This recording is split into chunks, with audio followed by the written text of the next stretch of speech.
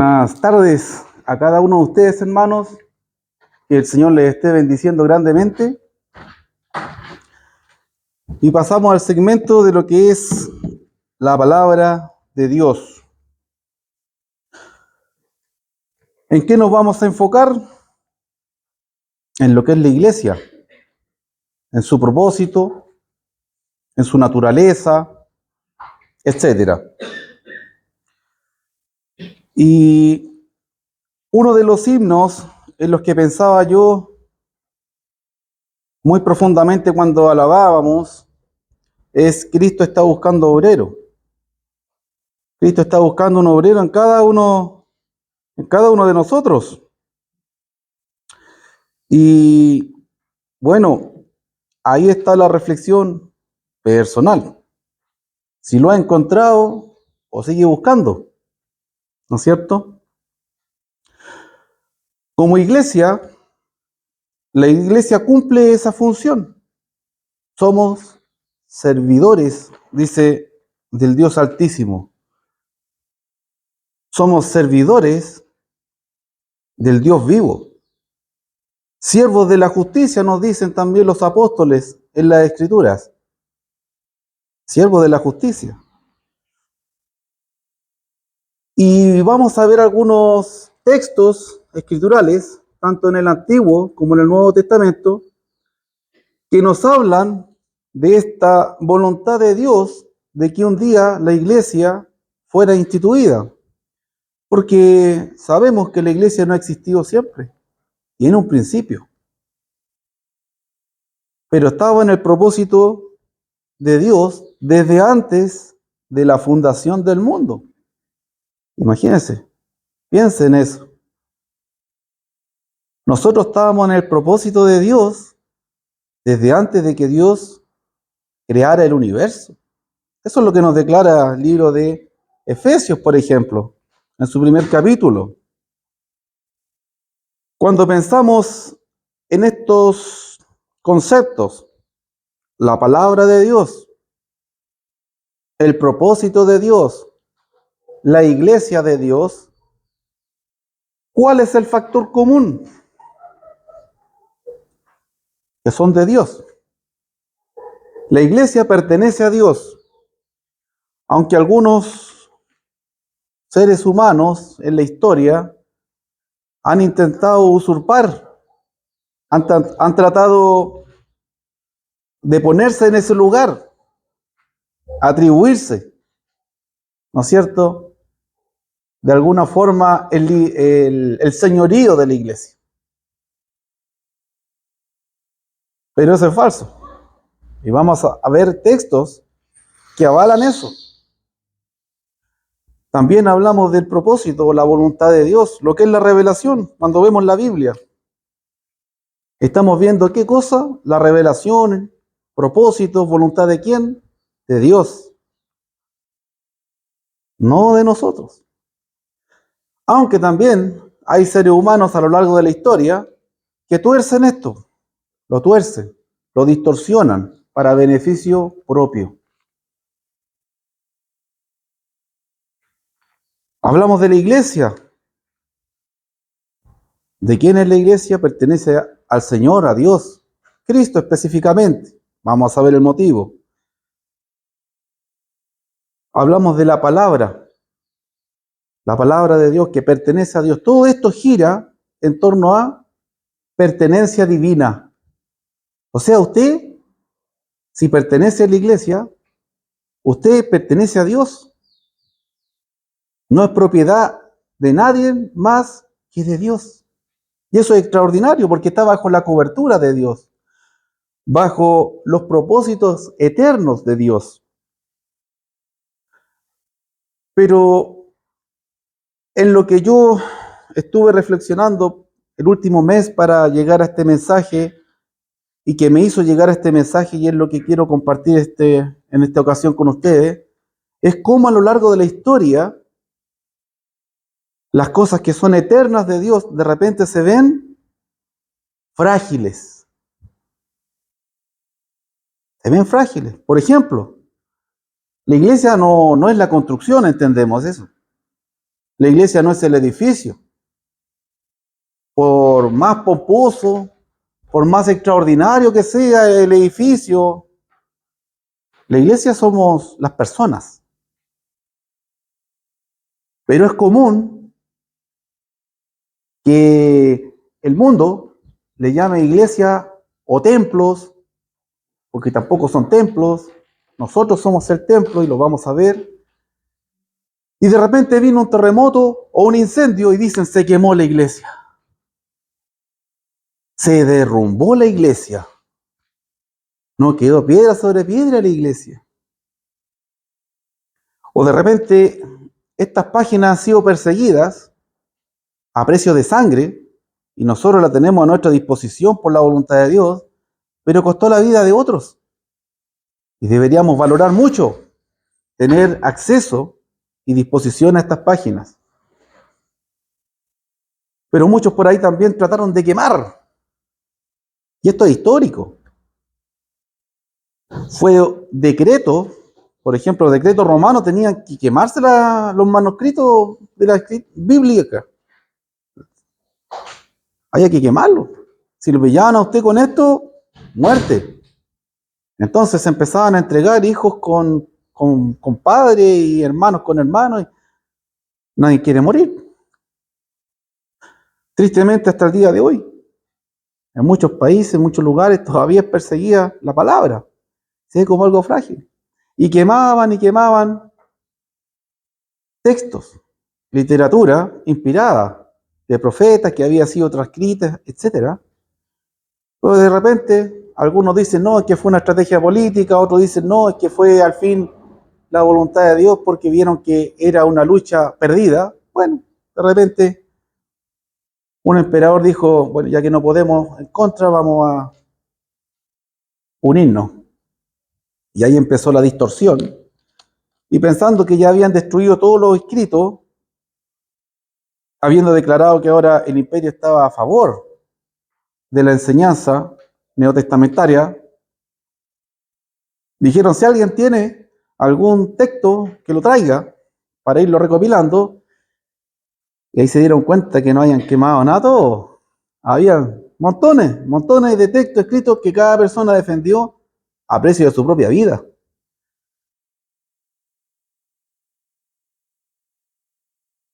A veces también vemos la voluntad, el propósito de Dios y podemos verlo en los escritos. No se cumplió entonces, pero más adelante vemos que se cumple. A veces no se cumple con la persona misma, pero se cumple más adelante. Jehová dando instrucciones, por ejemplo, al primer rey de Israel, Saúl, pero él negociando, en aquella oportunidad no cumple el mandamiento de Dios y es destituido como rey. Y uno dice, pucha, pero era la voluntad de Dios, ¿ve? No se cumplió. Claro, por medio de esa persona no se cumplió, pero se cumplió igual. Entonces cuando vemos la iglesia, el propósito de Dios, la palabra de Dios, a veces lo vemos como algo frágil. Se destruyó, se quemó, se derrumbó, no se cumplió. Pero vemos que al fin de cuentas, la voluntad de Dios es suprema. La voluntad de Dios es soberana y está por sobre cualquier voluntad humana. Y a veces se cae en el error de, no, es que no se cumplió porque tú no haces la voluntad de Dios. O eso es porque la haces. La verdad es que tenemos que entender que la voluntad, que el deseo de Dios es soberano y sus propósitos, sus objetivos son eternos. Algo que está difícil de entender para nosotros, que somos seres temporales, limitados también en sabiduría, en conocimiento. Nuestra visión no es hacia el infinito, hacia hasta lo eterno. Tenemos una visión limitada, una capacidad de razonar limitada, tiempo limitado.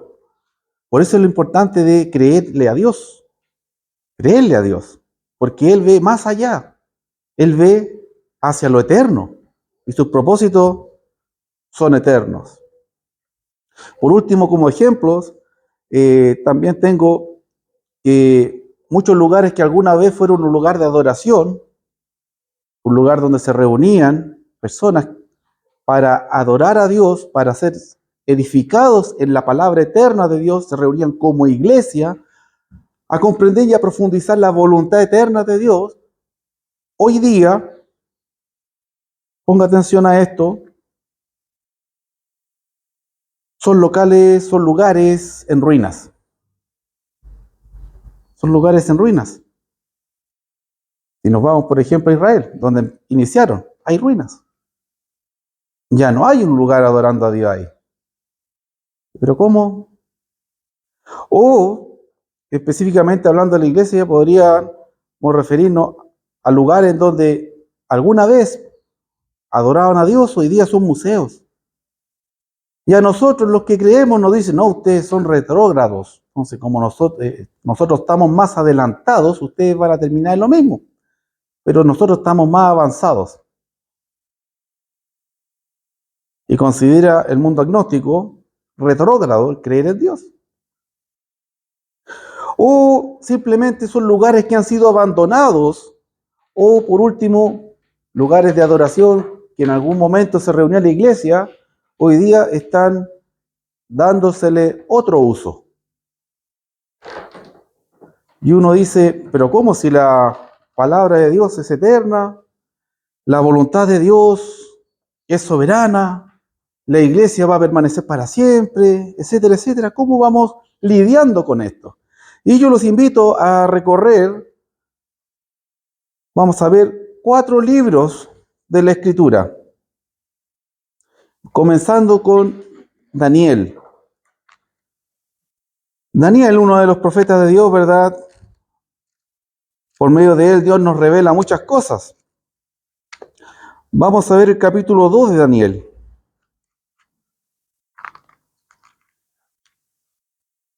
Daniel, capítulo 2.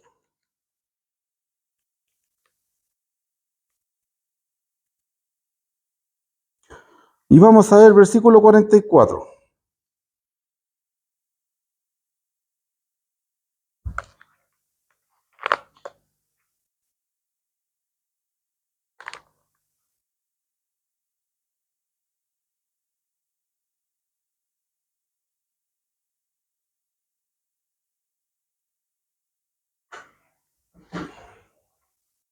Fíjese lo que se nos dice aquí. En el contexto, Nabucodonosor, un rey, tuvo un sueño, quería saber de qué se trataba este sueño. Daniel lo interpreta porque el Espíritu de Dios se revela a él. Y en la interpretación él dice, y en los días de estos reyes, el Dios del cielo levantará un reino que no será jamás destruido, ni será el reino dejado a otro pueblo. Desmenuzará y consumirá a todos estos reinos, pero él permanecerá para siempre. El reino que va a levantar Dios va a permanecer para siempre. En el mismo libro, vamos a ir a un segundo pasaje, al capítulo 7, teniendo visiones, el propio Daniel, el profeta, habla de algo parecido a esto. Capítulo 7, versículos 13 y 14. Miraba yo en la visión de la noche y he aquí, con las nubes del cielo, venía uno como un hijo de hombre, que vino hasta el anciano de días y le hicieron acercarse delante de él. Y le fue dado dominio, gloria y reino, para que todos los pueblos, naciones y lenguas le sirvieran.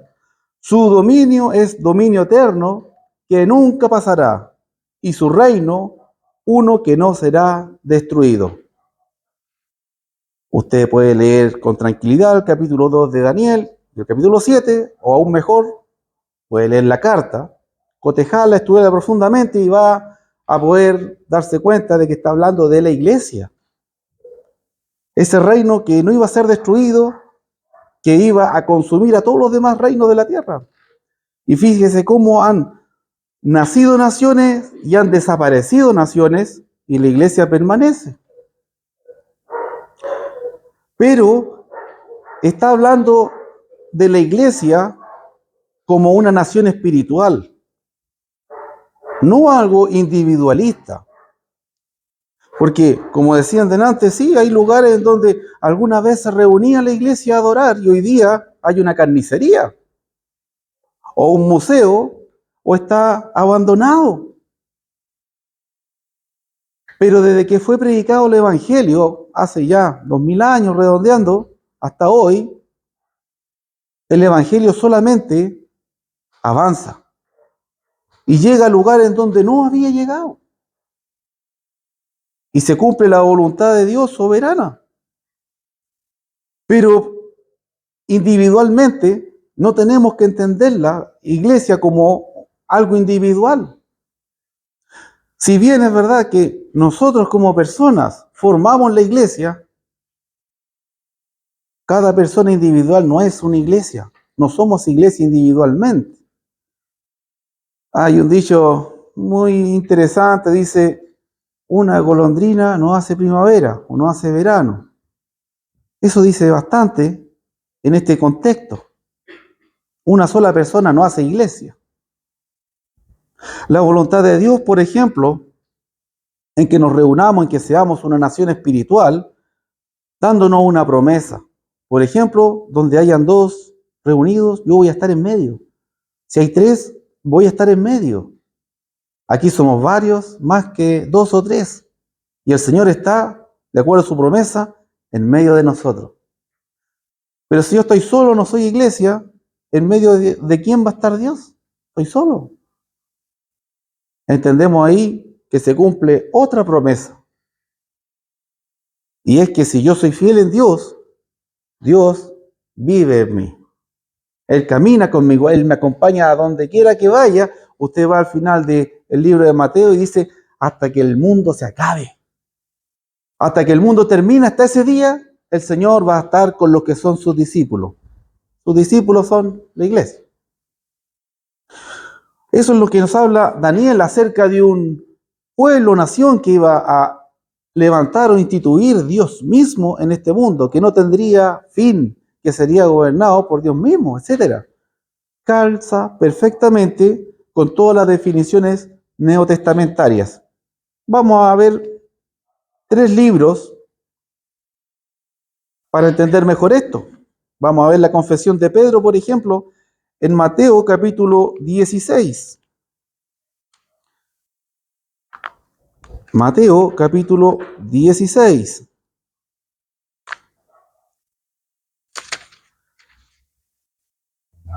Y vamos a ver los versículos 15 al 19.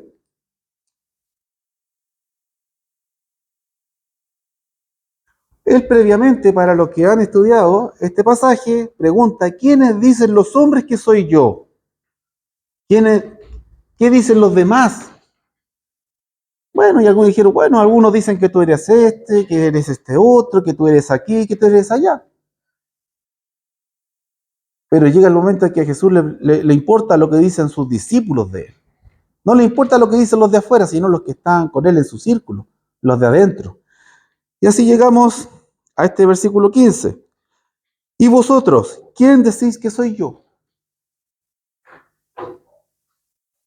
Ustedes, mis discípulos, los que han caminado conmigo, los que dicen creer en mí, etcétera. ¿Quiénes dicen ustedes que soy yo? Respondiendo Simón Pedro dijo, tú eres el Cristo, el Hijo del Dios viviente. Entonces le respondió Jesús, bienaventurado eres Simón, hijo de Jonás, porque no te lo reveló carne ni sangre, sino mi Padre que está en los cielos. Jesús asiente con esto, está totalmente de acuerdo. Y le dice, esto te lo reveló mi Padre. Estás en lo correcto, Pedro. Y agrega en el versículo 18, yo también te digo que tú eres Pedro y sobre esta roca edificaré mi iglesia. Yo te digo que tú eres Pedro y sobre esta roca edificaré mi iglesia. Hay personas que atribuyen que la roca es Pedro. Pero en cualquier traducción que usted tome, yo estoy usando Reina Valera, usted puede usar cualquiera de las 50 traducciones que existen. Todos los que traducen saben algo de gramática, por no decir que son expertos, y se usan pronombres para referirse a personas.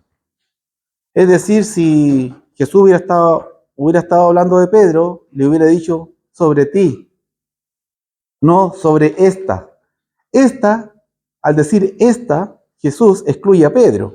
Una gramática muy simple. Pero a veces por dogmas, por costumbre o tradiciones más fuertes que la voluntad de ver lo que realmente está en la palabra, entendemos cualquier cosa.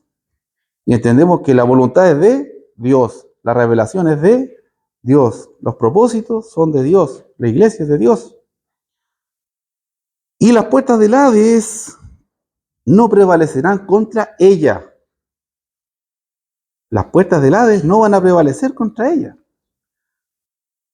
Las puertas son del Hades. El Hades representa el lugar o morada de los que ya partieron de este mundo. Y dice que esas puertas no van a prevalecer contra la iglesia. En pocas palabras, van a ser destruidas. La iglesia va a tener victoria sobre el Hades, sobre la muerte. No porque la iglesia sea más poderosa que la muerte. Pedro mismo que confesó esto murió. La iglesia va a tener victoria sobre la muerte, sobre el Hades, va a destruir las puertas del Hades. ¿Por qué? Porque es el pueblo que pertenece a Dios. Es el pueblo que pertenece a Dios. El mismo Mateo 1:21, usted ahí ve anticipo a esto que Jesús ya está transparentando de manera explícita. Fíjese que esto mismo de pertenencia lo vemos en el libro de Hechos, capítulo 20.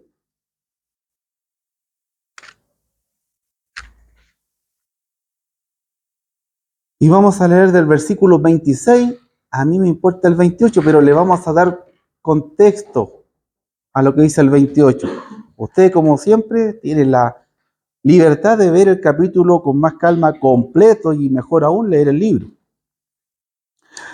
Hechos 20, versículo 26.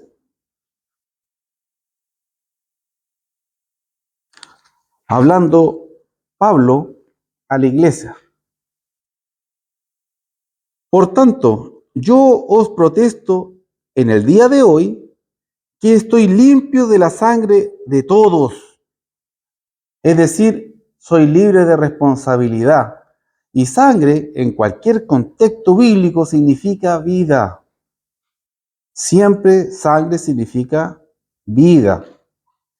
Soy libre de vuestra vida, de lo que termine vuestra vida. Y da un motivo, está en el 27. Enseguida dice, porque no he rehuido anunciaros todo el consejo de Dios. Pablo dice, no mi consejo, el consejo de Dios. Pablo fue paciente, fue dispuesto, fue honesto, meticuloso, todo. Y llega la hora de partir. Y en el mismo pasaje le dice posiblemente, no dice posiblemente, dice, no van a volver a ver mi rostro, dice. Se está despidiendo hasta la resurrección. Ya Pablo no lo van a ver más. Él lo declara en este pasaje. Pero él dice, soy libre de la sangre de todos ustedes. Es decir, del que termine perdiéndose espiritualmente, del que termine en condenación eterna. Yo soy libre. ¿Por qué? Porque no rehuí, dice aquí, versículo 27, anunciaros todo el consejo de Dios. Palabras que nos deberían hacer reflexionar a nosotros. ¿En qué sentido? Bueno, en el sentido de si podemos decir lo mismo de nuestros contactos en general, comenzando por los que decimos amar. dedicándoles primero el ejemplo que somos cristianos y en segundo la palabra, ¿verdad? Porque un día van a partir, como nosotros, posiblemente antes que ellos, eso solamente lo sabe Dios. O quizás Cristo llegue antes de que parta cualquiera. También Él llega en cualquier momento, no le va a pedir permiso a nadie. Pero considerando que Jesús ya partió, ¿no es cierto? Ascendió más o menos hace 2000 años, es probable que nosotros muramos antes de su venida, no descartando que Él puede venir incluso antes que yo termine de predicar. Pero qué interesante reflexionar en esta frase. Soy libre de la sangre de todos ustedes porque no he rehuido aconsejarlos, amonestarnos, hablarles de Dios y de Dios solamente. Y aquí viene el versículo 28 al que quería llegar, pero todos los versículos anteriores fue para contextualizar. Y dice, por tanto, mirad por vosotros y por todo el rebaño en que el Espíritu Santo os ha puesto por obispos para apacentar la iglesia del Señor. ¿De quién es la iglesia? Aquí dice, del Señor. Y uno podría preguntar, ¿y por qué? Bueno, aquí está la respuesta. La cual Él ganó por su propia sangre. Cristo compró su salvación, mi salvación y la salvación de cualquiera que tome la decisión de ser su discípulo con su propia vida. Él, siendo justo, padeció como un injusto para que nuestra injusticia se hiciera justicia en Él. Pero si no lo tenemos a Él, vamos a morir en nuestra injusticia. Mas aquí Jesús, por amor, viene a este mundo, vive como un humano en este mundo siendo Dios. Dice, no sujetándose, como dice Filipenses capítulo 2, ¿verdad? No aferrándose a ser igual a Dios, sino que se despojó de todo. ¿Para qué? Para llegar a una cruz, a fin de que nosotros no tuviéramos que llegar a eso. Él tomó nuestro lugar en pocas palabras. Tomó nuestro lugar, lo tomó por amor. Nadie lo obligó. Así como muchas veces una madre muere salvando un hijo o una hija. En la naturaleza también. Son extraordinarias las muestras por instinto de las madres o los padres. Yo hace poquito vi una imagen fuerte en donde un cocodrilo iba atrás de una... era un ave, no recuerdo bien el ave, pero iba atrás y listo, abriendo la boca. Y la madre se tira al agua para que el cocodrilo se la coma a ella. Yo le pregunto, escucha, ¿esa ave quería que se la comiera el cocodrilo? No, pero había algo que quería menos, que el cocodrilo se comiera a su hijo. Bueno, más o menos es la figura. Cristo no quería ir a la cruz. Él no quería el sufrimiento de morir en la cruz, pero había algo que quería menos, que nosotros pasáramos a una eternidad alejados, destituidos de Dios, alejados de Dios, olvidados por Dios. Y la misión de Él, reconciliarnos, reconciliarnos. Pero tenemos que entender de que para que eso ocurra, necesitamos, es decir, tenemos una necesidad imperiosa, extraordinaria, y es ser parte del pueblo que pertenece a Cristo. Necesitamos, no es una cosa alternativa o una opción. Nosotros tenemos una necesidad tremenda y es pertenecer a la iglesia del Señor, pertenecer a este pueblo espiritual que Dios un día regresa a buscar. Vamos a ir a Corinto, 1 Corintios, está muy cerquita, Romano y 1 Corintios, capítulo 3. 1 Corintios, capítulo 3. Vamos a comenzar con versículos 16 y 17.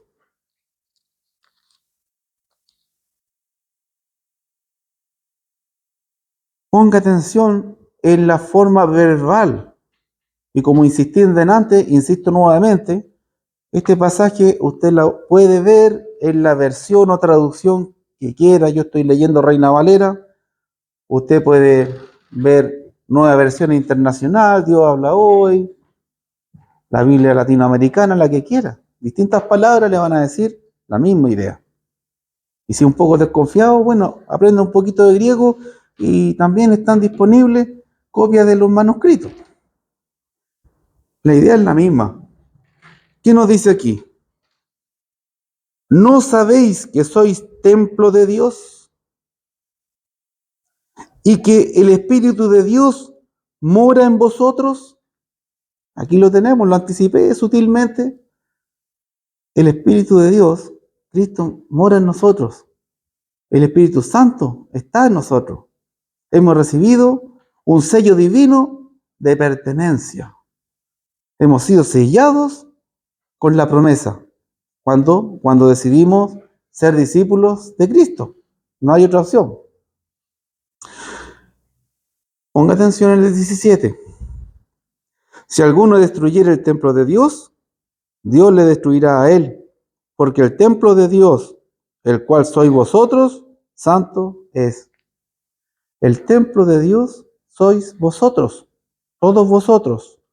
Pedro también lo explica muy bien, diciendo que somos nosotros piedras vivas que formamos un edificio santo, o sea, un templo, como las mismas palabras de Pablo acá. Pero un ladrillo no hace el edificio. Y aquí vuelvo a la idea inicial. No, nosotros construimos un edificio espiritual, siendo piedras vivas, dice la palabra de Dios, que Dios va levantando, que Dios va construyendo. Individualmente, nada. Nada. Tenemos la necesidad de pertenecer como piedra viva a este edificio. Si somos una piedra por allá que quedó, quedó, no es parte del edificio. En la misma carta, capítulo 15,